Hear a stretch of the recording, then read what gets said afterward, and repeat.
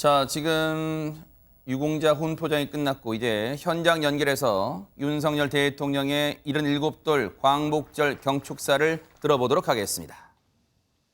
존경하고 사랑하는 국민 여러분, 760만 재외 동포 여러분, 오늘은 제 77주년 광복절입니다.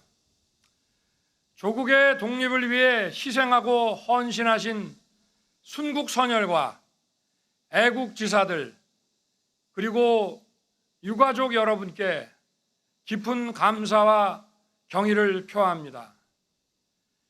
일제강점기 시절 독립운동은 3.1 독립선언과 상해 임시정부 헌장 그리고 매헌 윤봉길 선생의 독립정신에서 보는 바와 같이 국민이 주인인 민주공화국, 자유와 인권, 법치가 존중되는 나라를 세우기 위한 것이었습니다.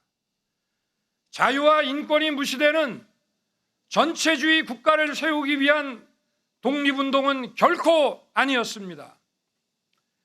일제강점기 시절 순국선열과 애국지사를 비롯하여 모든 국민이 함께 힘써온 독립운동은 1945년 바로 오늘 광복의 결실을 이뤄냈습니다.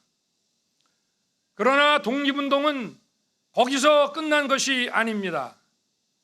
그 이후 공산 세력에 맞서 자유국가를 건국하는 과정, 자유민주주의의 토대인 경제 성장과 산업화를 이루는 과정, 그리고 이를 바탕으로 민주주의를 발전시켜온 과정을 통해 계속되어 왔고 현재도 진행 중인 것입니다. 과거에는 약소국이 강대국에 의해 억압되고 박탈된 국민의 자유를 되찾기 위해 주권국가를 세우는 것이 시대적 사명이었습니다. 앞으로의 시대적 사명은 보편적 가치를 공유한 국가들이 연대하여 자유와 인권에 대한 위협에 함께 대항하고 세계 시민의 자유와 평화 그리고 번영을 이뤄내는 것입니다. 자유를 찾기 위해 시작된 독립운동은 진정한 자유의 기초가 되는 경제적 토대와 제도적 민주주의의 구축으로 이어졌고 이제는 보편적 가치에 기반하여 세계 시민의 자유를 지키고 확대하는 것으로서 계승되고 발전되어야 합니다. 존경하는 국민 여러분, 광복절인 오늘 우리는 과거에서 미래를 관통하는 독립운동의 세계사적 의미를 다시 새겨야 합니다. 역사적 시기마다 우리의 독립운동은 그 성격과 시대적 사명을 달리하며 진행되어 온 역동적인 과정입니다. 자유를 찾고 자유를 지키고 자유를 확대하고 또 세계 시민과 연대하여 자유에 대한 새로운 위협과 싸우며 세계 평화와 번영을 이뤄 나가는 것입니다. 조국의 미래가 보이지 않던 캄캄한 일제강점기에 자신의 목숨을 초계와 같이 버리며 국내외에서 무장투쟁을 전개하신 분들, 또 노블레스 오브리주를 실천하면서 무장 독립운동가를 길러내신 분들을 생각하면 지금도 가슴이 뭉클하고 벅차오릅니다. 그리고 자유민주주의 국가를 건설할 민족 역량을 키워내기 위해 국내외에서 교육과 문화사업에 매진하신 분들, 공산 침략에 맞서 자유민주주의를 지키기 위해 싸우신 분들, 진정한 자유의 경제적 토대를 만들기 위해 땀 흘리신 산업의 역군과 지도자들, 제도적 민주주의를 정착시키기 위해 희생과 헌신을 해 오신 분들이 자유와 번영의 대한민국을 만든 위대한 독립운동가라는 점도 우리는 잊지 말아야 할 것입니다. 우리는 대한민국의 자유와 독립을 위해 헌신하고 희생하신 모든 분들을 반드시 기억해야 합니다. 이분들에 대한 존경과 예우를 다하는 것은 우리의 의무일 뿐 아니라 미래 번영의 출발입니다. 존경하는 국민 여러분, 과거 우리의 자유를 되찾고 지키기 위해 정치적 지배로부터 벗어나야 하는 대상이었던 일본은 이제 세계 시민의 자유를 위협하는 도전에 맞서 함께 힘을 합쳐 나아가야 하는 이웃입니다. 한일 관계가 보편적 가치를 기반으로 양국의 미래와 시대적 사명을 향해 나아갈 때 과거사 문제도 제대로 해결될 수 있습니다.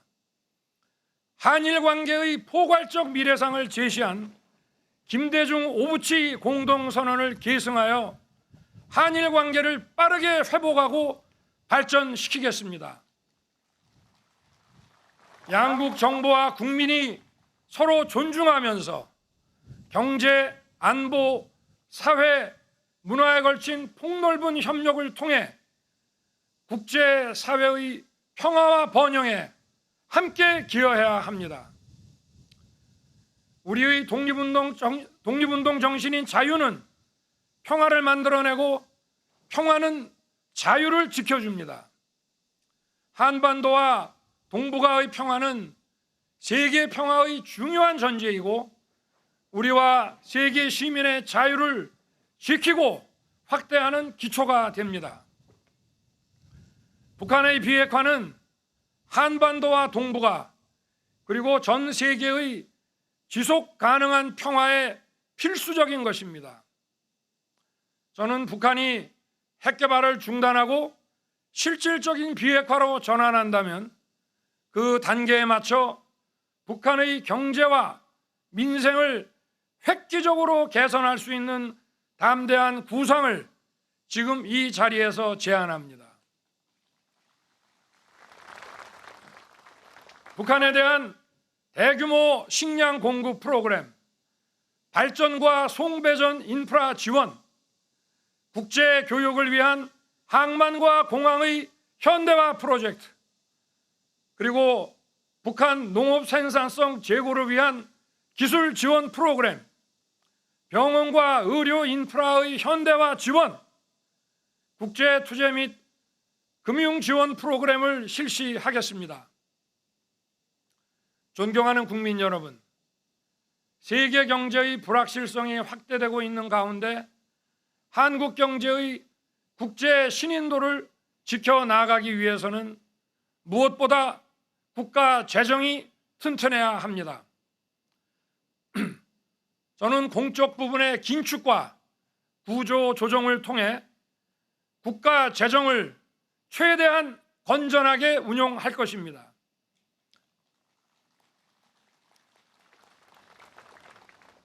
이를 통해 확보된 재정 여력은 서민과 사회적 약자를 더욱 두텁게 지원하는 데 쓰겠습니다.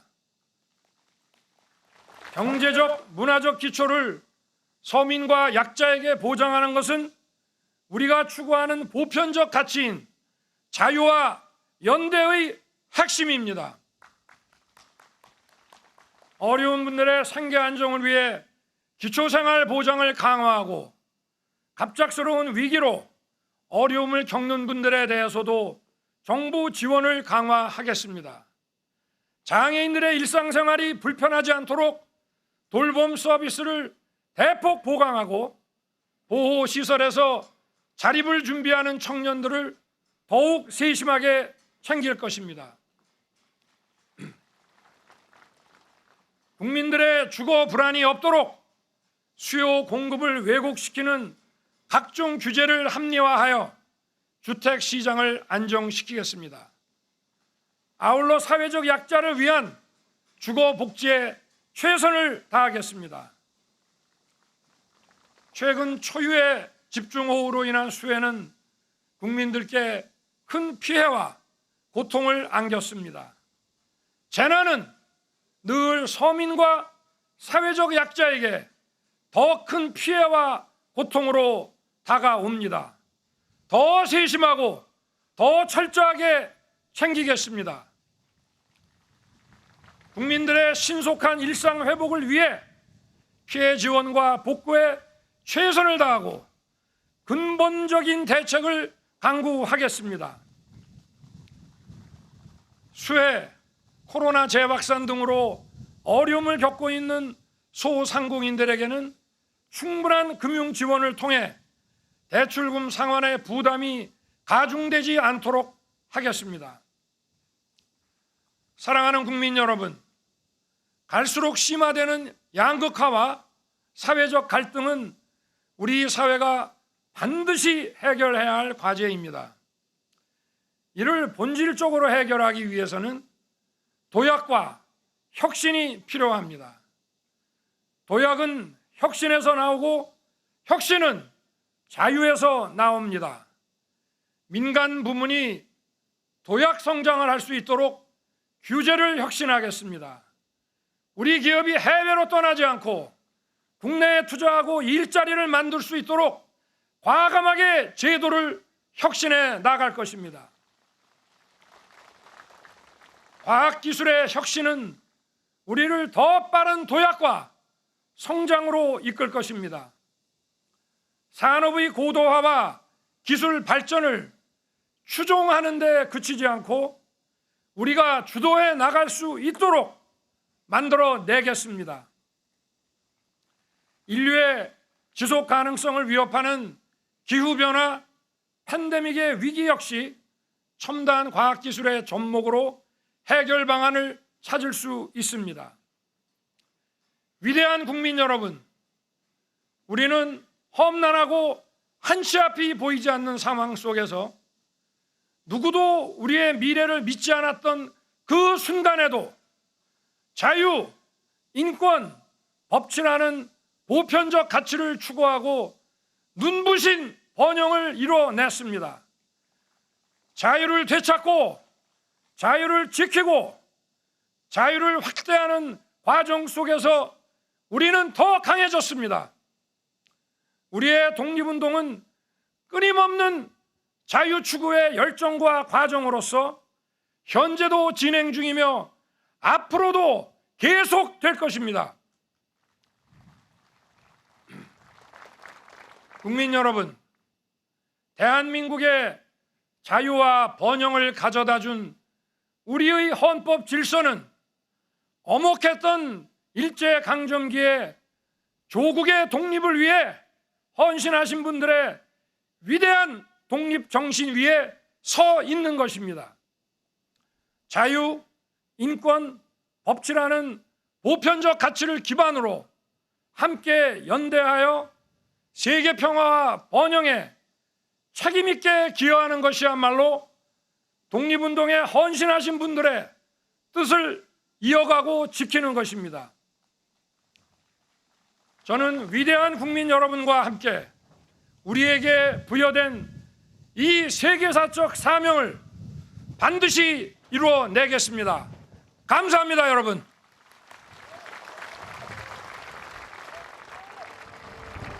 네, 지금까지 용산 대통령실 잔디마당에서 진행이 된 제77주년 광복절 경축식에서 윤석열 대통령의 경축사를 현장 생중계해 드렸습니다.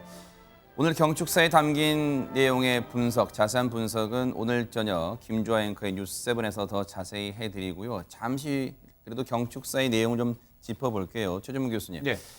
일단 눈에 띄는 게 일본에 대해서 이 함께 힘을 합쳐 나가야 할 이웃으로 규정을 하고 일단 협력 대상으로 봤어요. 그리고 나서 김대중 오부치 공동선언을 계승해서 한일 관계를 빠르게 회복시켜 나가겠다 했는데 어떤 내용인가요? 김대중 오부치 정신이란 게 뭡니까? 일단 이게 언제냐면 1998년 10월 8일 날 회담이 있었습니다. 일본으로 김대중 대통령이 방문을 해서 회담을 했는데 네네. 21세기 새로운 한일 파트너십 공동선언이라고 명명이 되고 있습니다.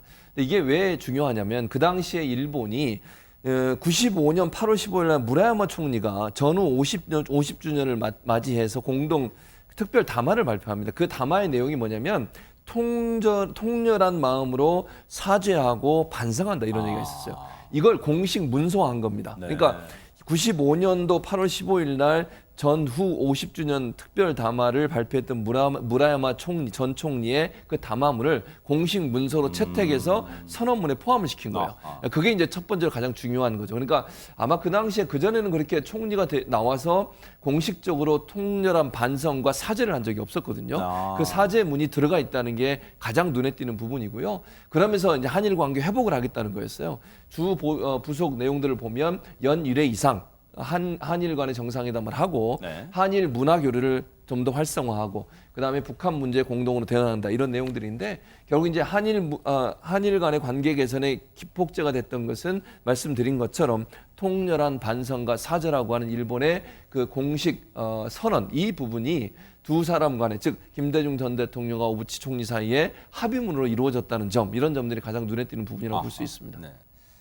그런가 하면 오늘 경축사에서는요, 윤석열 대통령이 사실 최근까지도 우리 정부를 향해서 원색적인 그리고 격한 표현을 쓴 비난을 멈추지 않고 있는 북한에 관한 메시지도 빼놓지 않았습니다. 김현주 평론가님, 물론 이제 전제 조건이 있었습니다. 핵 개발을 중단하고 실질적인 비핵화로 전환한다면 이란 전제 조건이 있었습니다만 북한의 민생 문제, 경제 문제를 해결할 수 있는 담대한 구상이라는 표현을 밝혔어요. 네, 담대한 구상의 구체적인 내용에 대해서 조목조목 언급하는 내용이 포함이 되었습니다.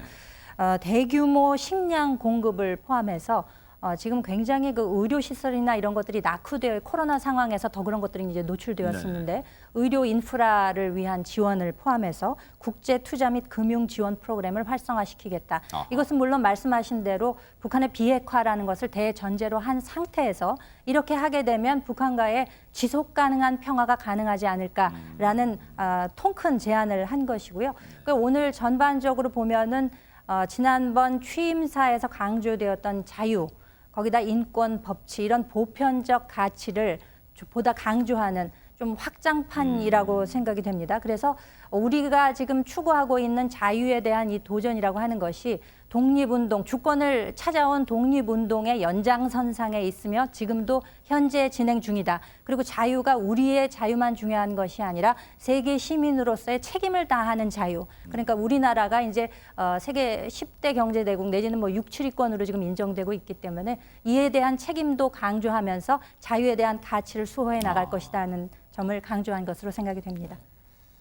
윤석열 대통령 입장에서는 취임 후 처음으로 맞은 광복절 경축사다 보니까 아마 상당히 공을 많이 들였을 거고 그 내용에 어떤 좀 할애를 많이 했을 것 같은데 자세한 내용은 오늘 저녁에 좀 뉴7에서 자세히 짚어보고요. 또 관심사가 오늘이 15일이잖아요. 모레입니다. 모레 이제 취임 100일을 맞는데 이제 기자회견도 예정돼 있어요. 최대 관심사는 국정 쇄신, 지지율 반등도 있습니다만 어떤 인적 쇄신이 어떻게 될까 뭐 그런 게 관심 쏠려요. 그렇죠. 아무래도 인적 쇄신이 이루어질 것 같아요. 그러니까 장관은 일단 그 박수련 장관 사퇴한 이후에 더 이상의 사퇴는 없는 것 같고, 그러면 이제 대통령실의 인적 쇄신 얘기가 나오고 있습니다. 지금 뭐 논의가 되고 있는 게 3분 정도인 걸로 알려지고 있어요. 홍보수석, 정무수석, 그리고 비서실장 이 3분인데 어느 정도 선에서 그러면 할 거냐 하는 부분이죠. 아주 대폭 예를 들면 홍보 라인을 전부 다 교체할 건지, 지금 얘기가 나오는 건 김은혜 전 대변인을 아마 기용할 거다 이런 홍보 얘기가 유력 검토한다 뭐 네, 그렇게 나와 나오던데. 있어요. 근데 그걸 또 일부에서는 홍보 특보로 하겠다 이런 얘기도 나오고 있어요. 그래서 이게 조율이 어떻게 되는지 잘 모르겠어요, 아직까지는. 왜냐면 근데 그게 저는 개인적으로는 별로 그렇게 좋은 아이디어는 아니라고 봐요. 그러니까 무슨 말이냐면 네네. 홍보 수석 있고 홍보 특보가 있는 투톱 체제로 가는 것은 별로 바람직하지 않아요. 아예 그러면 바꾸는 게 저는 맞다고 보거든요. 왜냐하면 홍보를 책임지는 두 수장이 두 사람이 있게 되면 이게 이론화가 되기가 어려워요. 그리고 의견 충돌이 됐을 때 누군가 조율을 해줘야 되는데 그 조율의 과정이 어려울 수 있거든요. 저는 아예 바꾸려면 교체하는 게 맞지, 홍보특보라는 자를 따로 만드는 것은 저는 그렇게 좋은 아이디어라고 보지 않는데, 그다음에 정무수석 문제인데 정무수석이 그럼 과연 그 지금 역할이 별로 그렇게 눈에 띄지 않거든요. 네. 그다음에 이제 이런 부분들을 그럼 활성화하기 위해서 그리고 이제 가장 큰 문제는 비서실장을 교체할 거냐 말 거냐의 문제예요. 왜냐하면 비서실 전체의 문제에 사실은 비서실장이 책임이 없다고 볼 수 없고 지금까지 지지율 하락에 대통령의 리스크가 있지만 그 네. 리스크를 잘 관리하는 것이 비서실 역할인데 비서실 역할을 제대로 못하는 부분 이런 부분들에 대한 책임을 물어서 비서실장 교체도 아마 검토되고 있는 것을 알려주고 있는데 어느 정도 폭에서 이루어질지는 좀 지켜봐야 된다 이렇게 보여집니다. 김현주 평론가님, 물론 갤럽 조사로만 기준을 맞춰보면 엊그제 금요일 날 발표된 게 전주보다 1%포인트 올라서 하락은 막았습니다만 그 부정적 여론의 첫 번째로 꼽는 게 인사 문제란 말이에요. 그렇기 때문에 그렇습니다. 윤석열 대통령도 신경을 안 쓸 수가 없을 텐데 인적 쇄신의 범위가 어떻게 될 또 그리고 어느 인물을 앉히느냐에 따라서 민심을 반등할 수 있는 계기가 될 수 있을까요? 어떻습니까? 그리고 인적 쇄신 요구가 나오는 이유는 그간의 지지율 하락 국면에서 꾸준히 왜 지지하지 않느냐라는 요소를 물어봤을 때 가장 큰 요소로 선택된 것이 항상 인사였습니다. 그렇죠. 인사에 그럼 문제가 있다라고 보는 국민들이 그만큼 많다는 네. 뜻이 되는 것이거든요.